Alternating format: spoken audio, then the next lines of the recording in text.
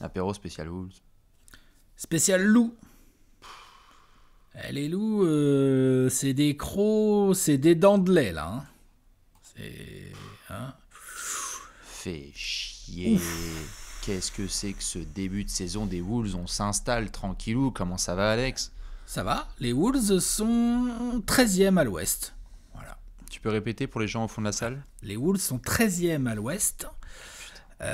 Alors qu'ils ont, sur le papier en tout cas, un effectif normalement assez bien amélioré, un 5 majeur, de la complémentarité, tout ça. Ouais.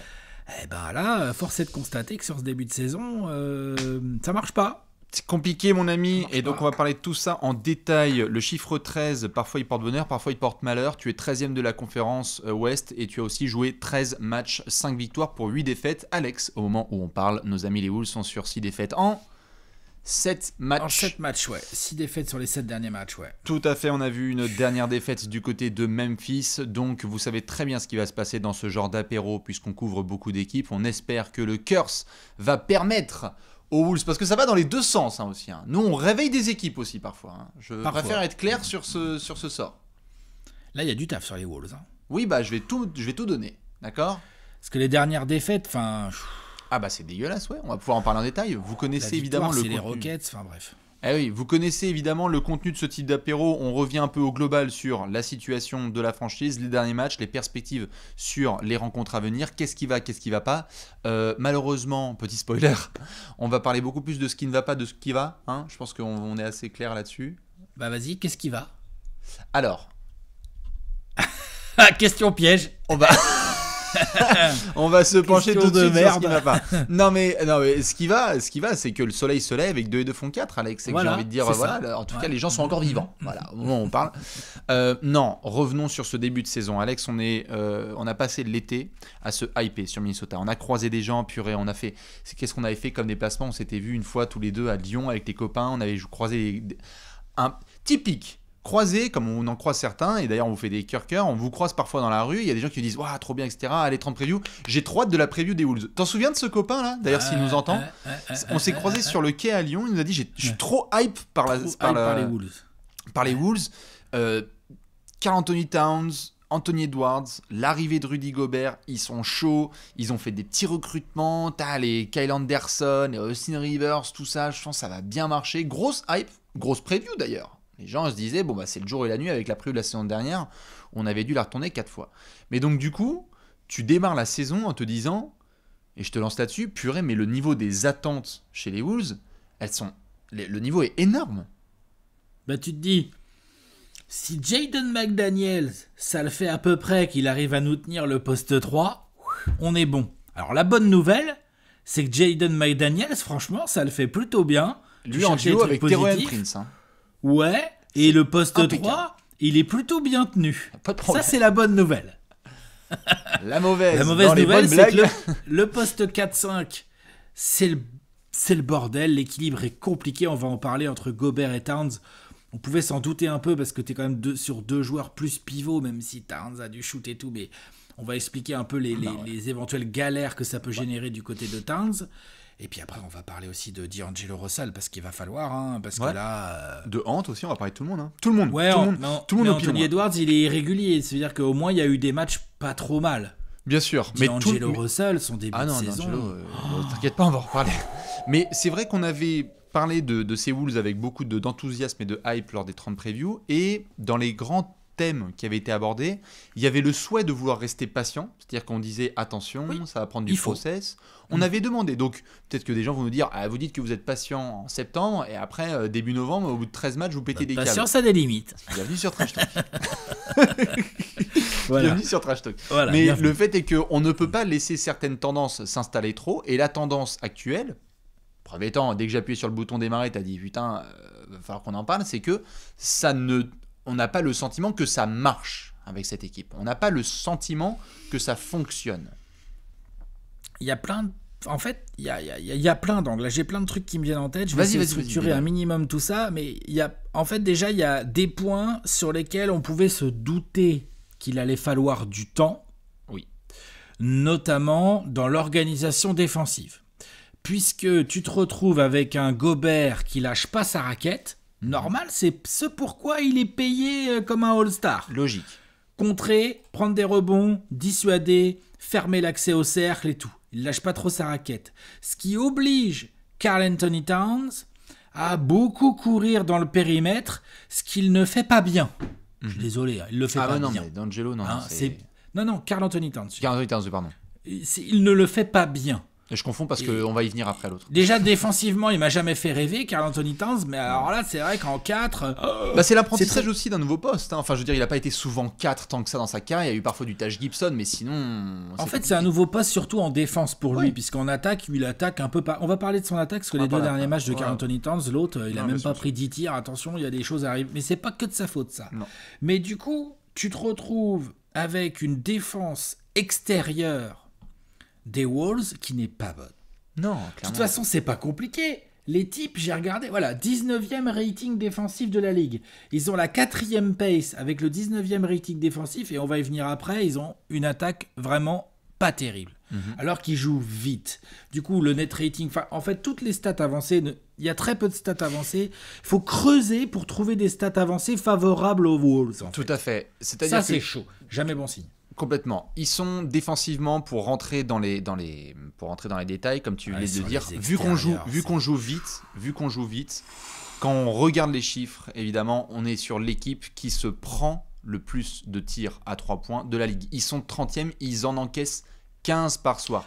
Qui veut dire rentrer, veut dire aussi tenter. Ça veut dire que l'équipe d'en face, ils sont 29e en termes de 3 points laissés, c'est-à-dire autorisés à l'adversaire, et en tir global, pareil. Donc, tu as des équipes qui jouent les Wolves et qui se disent très bien, on va jouer rapide, et donc du coup, on augmente notre quantité de shoot tentés, et donc il y a de bonnes chances, si on est dans un bon soir, qu'on les outscore. Et petit spoiler pour ceux qui connaissent pas le basketball, si tu mets plus de shoot que ton adversaire, généralement tu gagnes.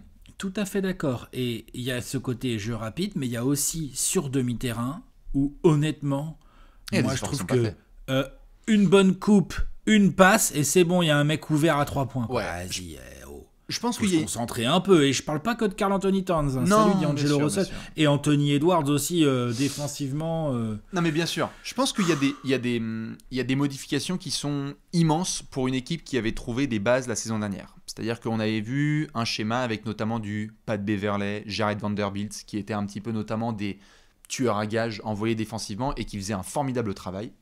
Indéniable, les mecs étaient là et aidaient beaucoup.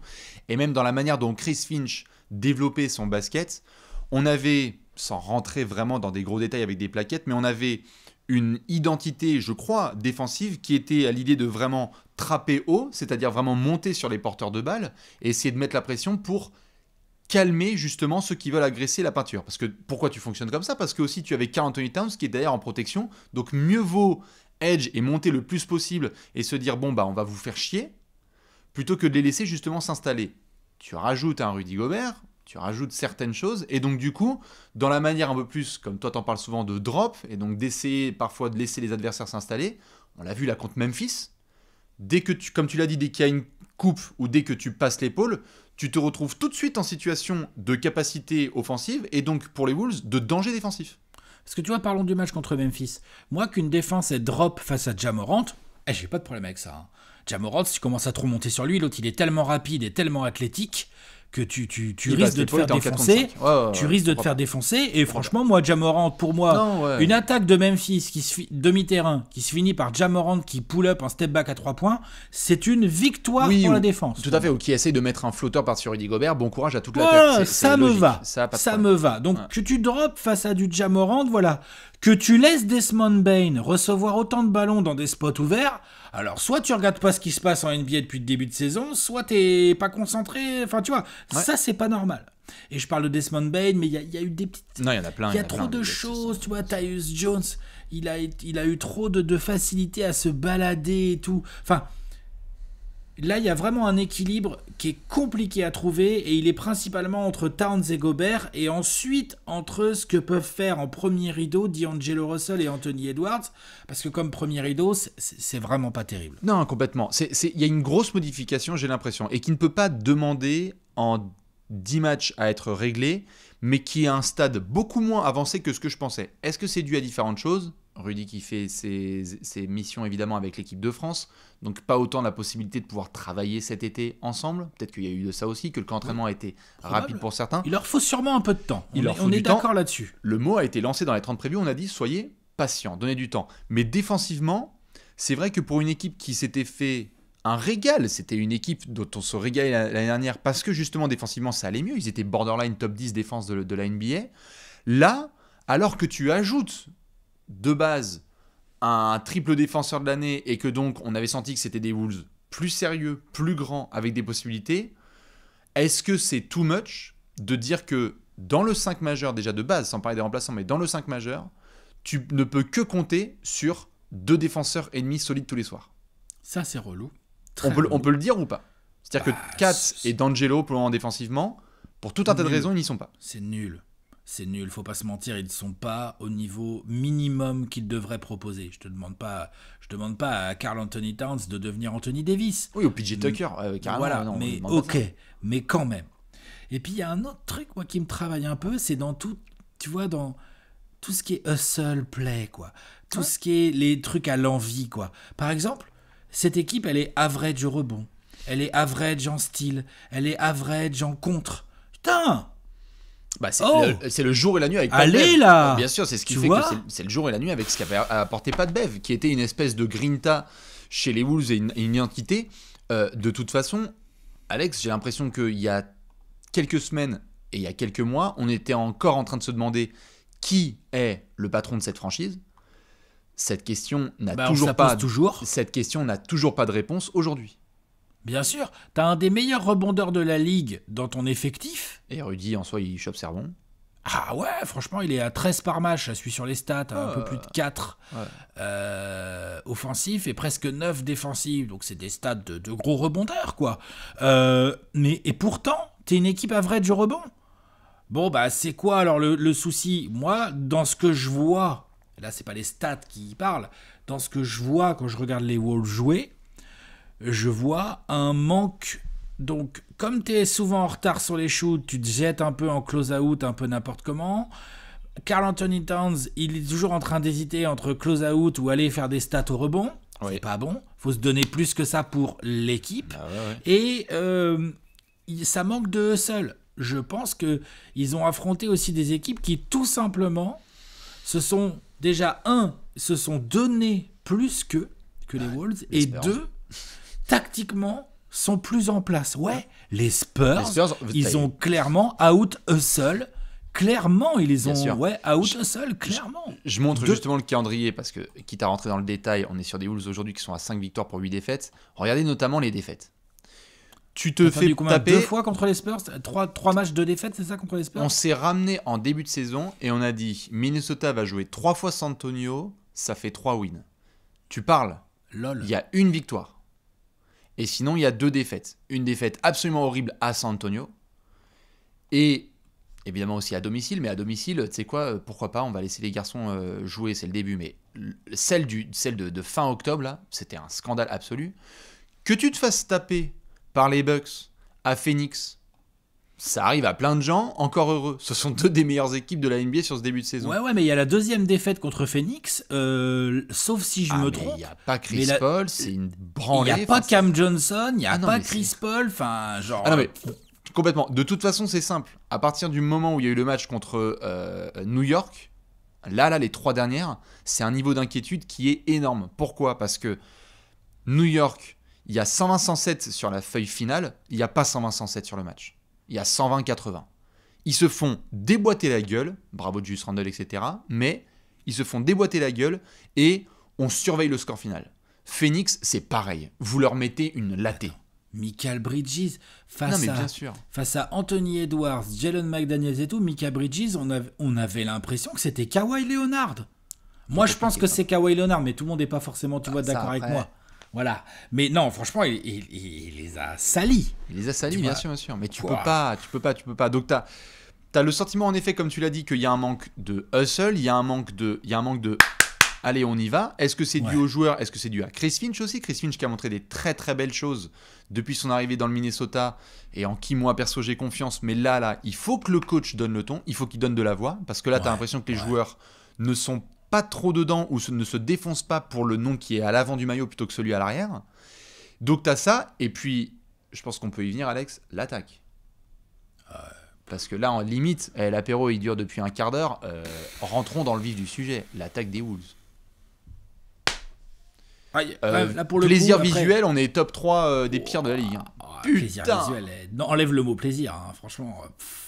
Et alors là, honnêtement, désolé, oui, Karl Anthony Towns, il est pas assez agressif, prend pas assez de tirs.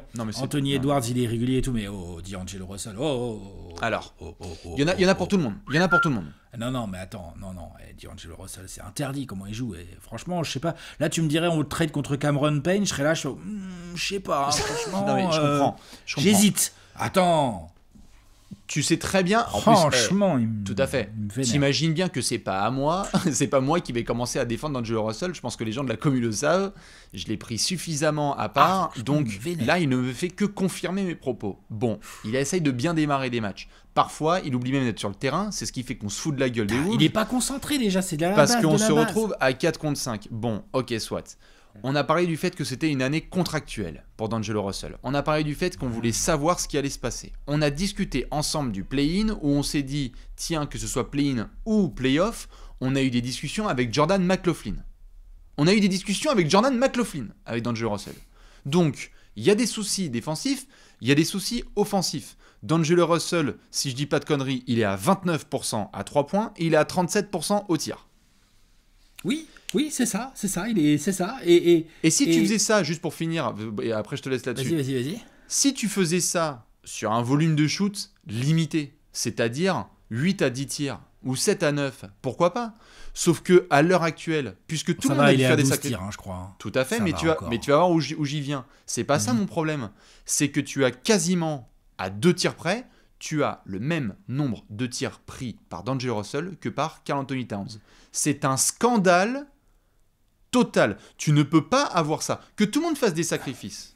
C'est-à-dire, il faut intégrer du Rudy, il faut intégrer d'autres garçons. Il faut partager le ballon. Un peu moins de tirs pour 4, un peu moins de tirs pour même D'Angelo, qui en avait 15 la semaine dernière. Pourquoi pas? Mais si tu envoies des saucisses comme ça, continue pas à en prendre 12. Prends-en un petit peu moins. Distribue le ballon. Mais ça, c'est pas possible. Ou sois agressif. Si tu rentres pas les pull-ups, arrête les pull-ups. Va au cercle. Il est smooth, il a un bon handle, il est plutôt grand pour un poste 1. Il domine souvent ses adversaires directs en taille. Utilise ça. Vas-y, aide ton équipe. Fais des différences. D'ailleurs, le peu de fois où il le fait, c'est marrant. Parce que du coup, soit Karl Anthony Towns, il a un tir ouvert, soit il y a un lob pour Rudy, dis donc. C'est marrant. Tout à fait. Et bien sûr. Et d'ailleurs, parlons-en. Putain. La connexion d'Angelo Russell-Rudy Gobert était attendue et il y il y a eu des bases. Ouais, il y a des petits éclairs. C'est-à-dire que les deux, sur pick and roll, on a essayé de voir et on s'attendait, on parlait PNR, pick and roll, D'Angelo Russell, Rudy Gobert, et on a eu quelques éléments. Mais de base, il y a ça. À moins que tu aies des choses à rajouter sur D'Angelo Russell?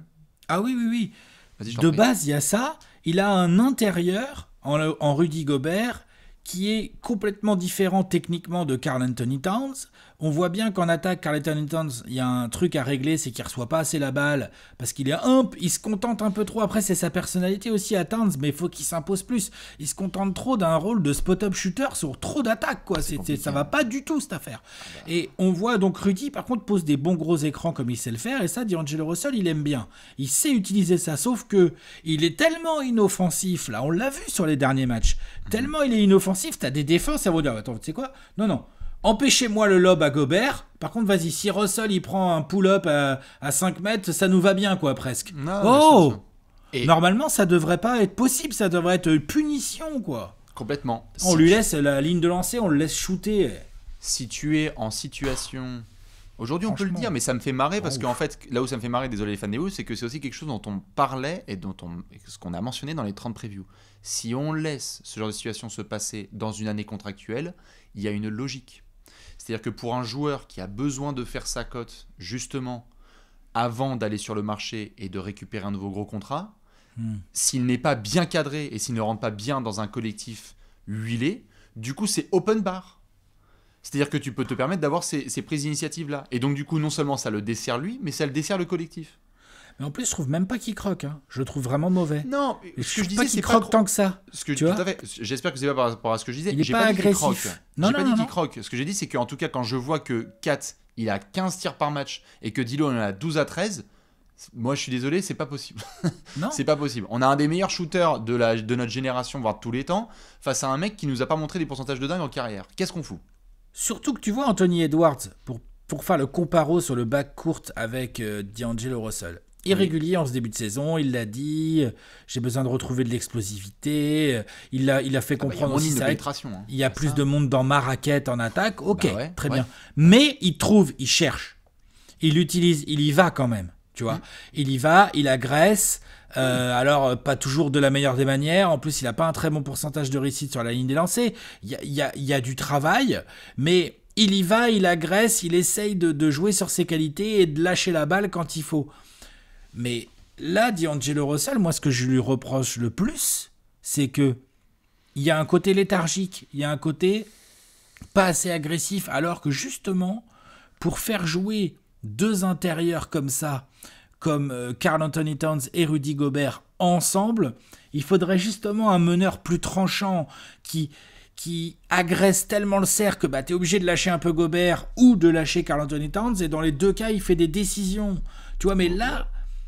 toujours cette espèce de in-between. Du coup, le in-between avec Gobert et Kat, non, mais le début de saison est un in-between global.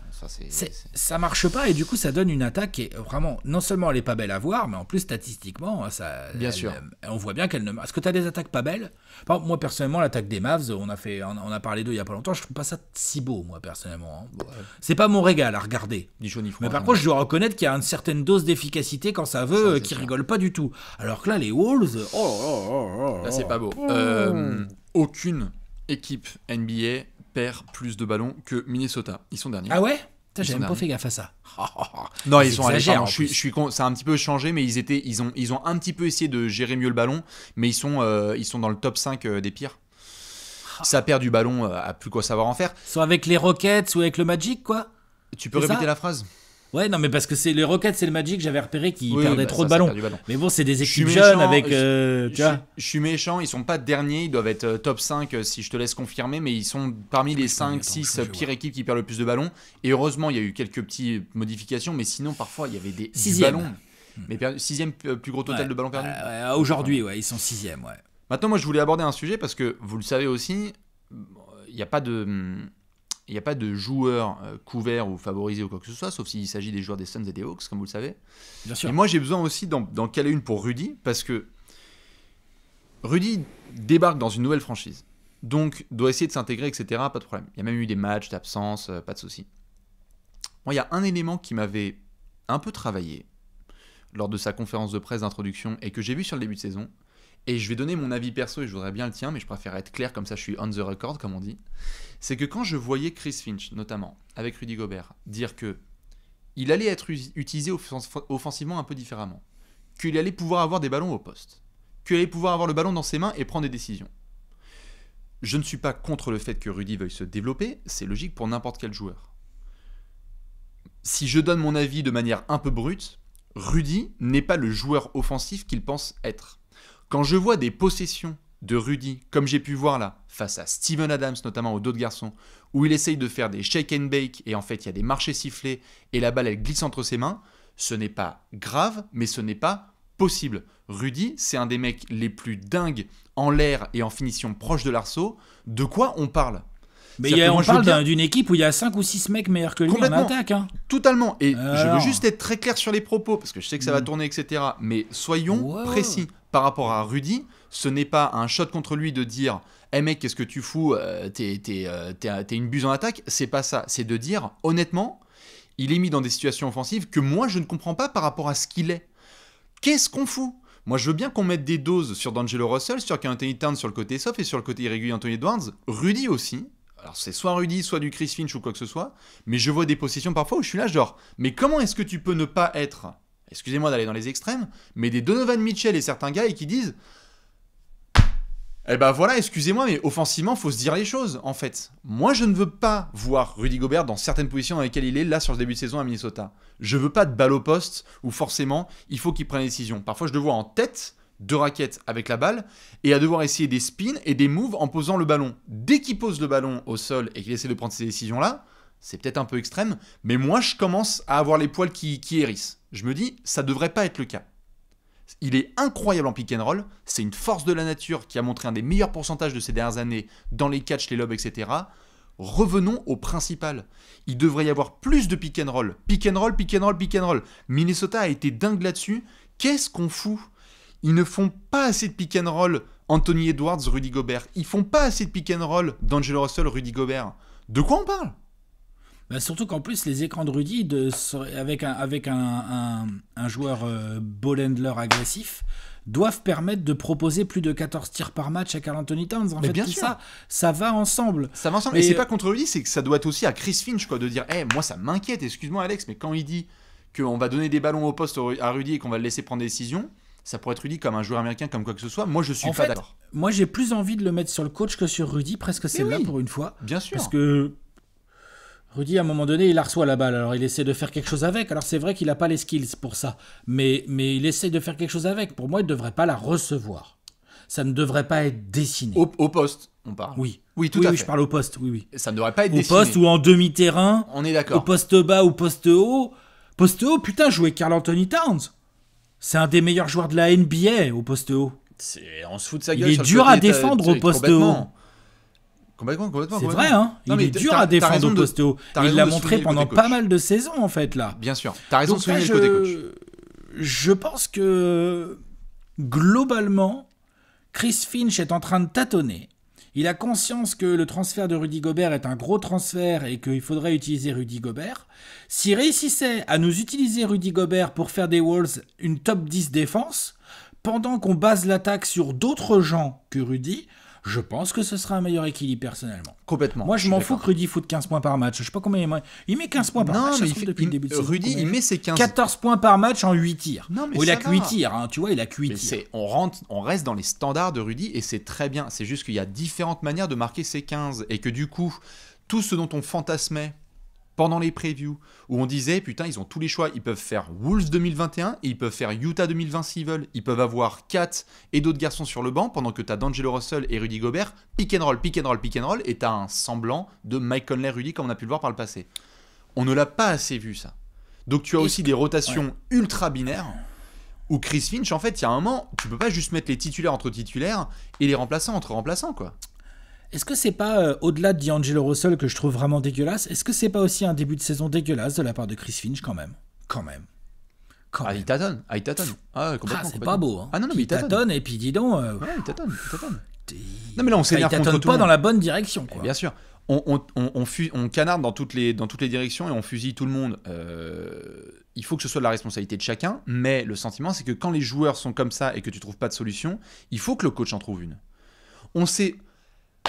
On a tabassé JB Bickerstaff pendant des mois et des années, etc., jusqu'à ce qu'il nous trouve un parfait combo. Et on a dit, tu sais quoi, rendons à César ce qui lui appartient. Il nous a fait un Big 3 line-up l'année dernière avec Mark Cannon, Jarrett Allen et Evan Mobley. On s'est marré en preview, parce qu'en pré-saison, on a vu ça, on a fait... Son tall ball, il était pas dégueu. Il a posé ses baloches et sa brouette sur la table, et c'était extraordinaire. Il faut que Chris Finch montre que là, avec les ingrédients que lui a filé le management là dans son vestiaire, il soit capable d'avoir une attaque et une défense élite. Parce qu'il a les outils. Qu'on me dise pas que derrière, il a absolument pas les outils. Il faut trouver les bons line-up. C'est-à-dire que quoi, bientôt, on va dire gaffe parce que Tim Connolly, à mon avis... Il n'a pas le time. Hein. Bon, après, il faut lui donner du temps. Non, mais t'es obligé de donner du temps un peu à Chris Finch. Mais il faut faire attention parce que là, non seulement les résultats ne sont pas au rendez-vous, mais pour l'instant, on n'a même pas le début de la manière, quoi. Tu vois ? Complètement. C'est pas comme si les Wolves, ça merdait parce que dans le clutch et tout. Non, là, honnêtement, au niveau du jeu, c'est pas terrible, quoi. Ouais. Je monte le classement pour ce temps-là. C'est du jeu, mais en plus, les résultats, c'est vrai que le classement, il fait mal. Il n'y a que les Lakers et les Rockets qui sont là. Et puis les Lakers... Voilà, ils sont derrière les Kings, qui vont beaucoup mieux, les Kings. Les Kings vont pas tarder à avoir un apéro. Alors on va voir, parce qu'après ils vont nous dire non. Mais les Kings, ça va nettement mieux, et même en impression visuelle. En fait, en gros, si tu faisais, tu sais, j'ai fait un jeu là l'autre jour, un peu sur Twitter, en mode le groupe vit bien. Bon, mais même la fanbase vit bien. Je veux dire, aujourd'hui, à l'Ouest, à part les Lakers. À part les fans des Lakers. Qui vit moins bien ce début de saison? Qui vit moins bien le début de saison? Cette phrase... Attends, mais Alex, cette phrase, on est à le week-end du 11 novembre et on est en train de se demander qui vit moins bien à l'Ouest que les fans des Wolves. C'est pas possible. Il faut que Chris Finch se secoue. Il faut qu'il y ait des choses qui soient décidées. Moi, je serais pas du tout étonné que, comme on a parlé dans les 30 previews, à partir du 15 décembre, les rumeurs sur D'Lo, Alex, il y en aura une par jour sur Trash Talk, je te préviens. Là, ils sont sur 3 défaites de suite, c'est ça? Ah ouais. Je suis en train de me mettre leur calendrier là, mais j'ai pas. Attends. À table. Prêt? J'arrive. Il faut bien que je montre aux gens comment ça se passe. 1, 2, 3. Allez, Aladdin, c'est parti. Déplacement à Cleveland. Ouais. Déplacement à Orlando, apparemment avec... Là, la petite triade à l'Est, elle est chiante, hein. Et même le quatuor, et même le quintet, et même le sextet. Allez, Cleveland, Orlando, Philadelphie en déplacement, ça c'est tendu. Parce que tu vas retrouver Embiid, tu vas retrouver Orlando, tu vas retrouver Cleveland. Et les Cavs ont envie d'arrêter ce trash talkers. Tu vas recevoir Miami à la maison, attention. Mais juste... Indiana Charlotte là, va faire gagner des matchs là par contre. Ouais, mais au global, Alex. Orlando. Philly sans Harden. Miami dans l'état dans lequel ils sont. Non, mais faut Indiana et Charlotte. Je veux dire, si là la Minnesota n'est pas en positif sur les 6 prochains matchs, on fait quoi? Il faut enfiler des victoires, c'est clair. Non, je suis d'accord. Et avec la manière, les gars, tabasser ça. Parce que même début décembre, je veux dire, no disrespect. J'adore OKC, j'adore Utah, j'adore Indiana. Minnesota doit gagner ses matchs. De quoi on parle? Vous étiez nettement au-dessus de ces équipes-là au début de saison. Il faut les gagner. Même si Utah a prévu apparemment de battre le record des Warriors 2016, il n'y a pas de souci, on en reparlera dans un apéro. Mark Cannon, il a dit, voilà. Oui, mais tout à fait, mais si tu commences à avoir le retour à Utah, parce qu'il est à Utah, le match du 9 décembre, le retour de Rudy là-bas. Si tu te fais tabasser par les Walker Kessler... 34 points de Mark Cannon... Et t'as Norton Tucker qui te fait la totale en sortie de banc, mec, avec Clarkson, et on va pas le louper, hein. Wow. C'est chaud. Je le remontre juste, toi, ton avis un peu global sur ce calendrier-là à venir. Il est vachement abordable. Ah ouais. Quand même. Parce que les déplacements sont prenables. À la maison, il y a des... Enfin, non, là, il faut 70% de win dans ce calendrier-là. Hein. Faut y aller, là. Hein. Faut que tu sois à l'équilibre. Faut revenir en positif avec ce calendrier-là. Calendrier de l'avant, tu dois être en positif. Ouais. 1er décembre, je m'en bats les reins, faut être en positif. Ah ouais. Oh.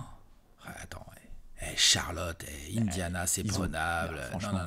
Et qu'on soit clair, no disrespect envers ces équipes-là. On adore leur début de saison. Non, c'est juste prenable pour les Wolves, quoi. Mais les Wolves sont censés être favoris dans ces rencontres. C'est quoi ces conneries? Ultra frustrant. Eh ben, ouais, très frustrant. Ouais. Ultra frustrant. Juste pour finir, Alex, parce qu'on a beaucoup fusillé, tabassé, etc. Si on se rend dans le bureau de Chris Finch, là, et on lui fait la to-do list.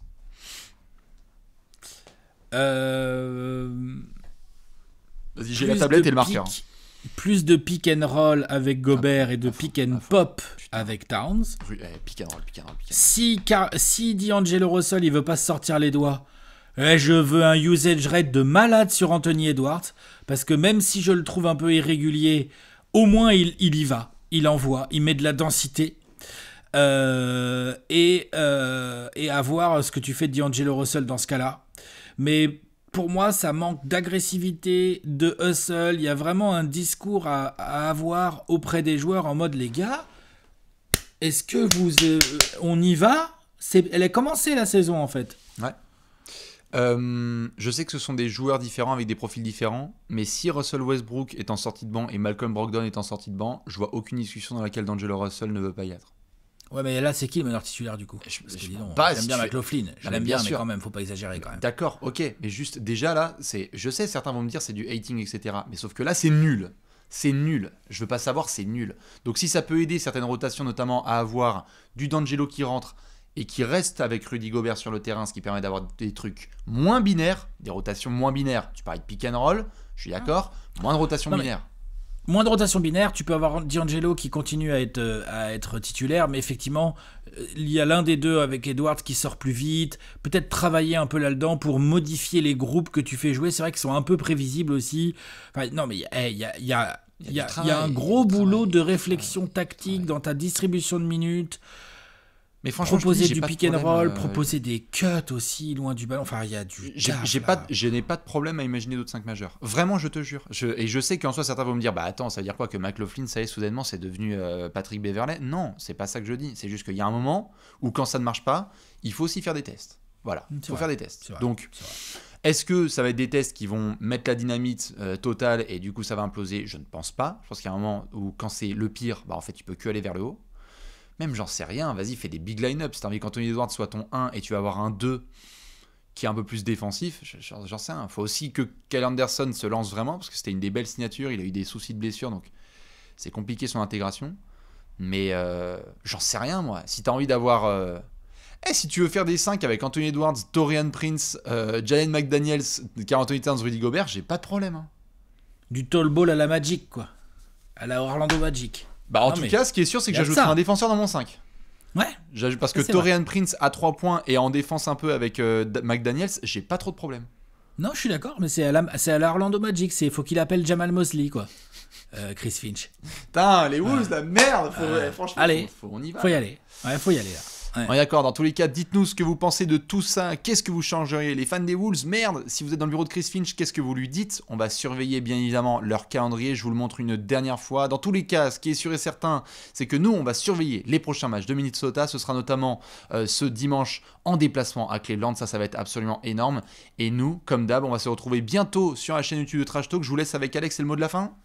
Le mot de la fin, c'est que les Wolves, j'espère qu'ils vont nous faire penser plus à une meute que là, en ce moment, c'est plutôt un poulailler. Voilà. Allez, bim. Allez, à la prochaine les poulaillers. Des bisous. Ciao.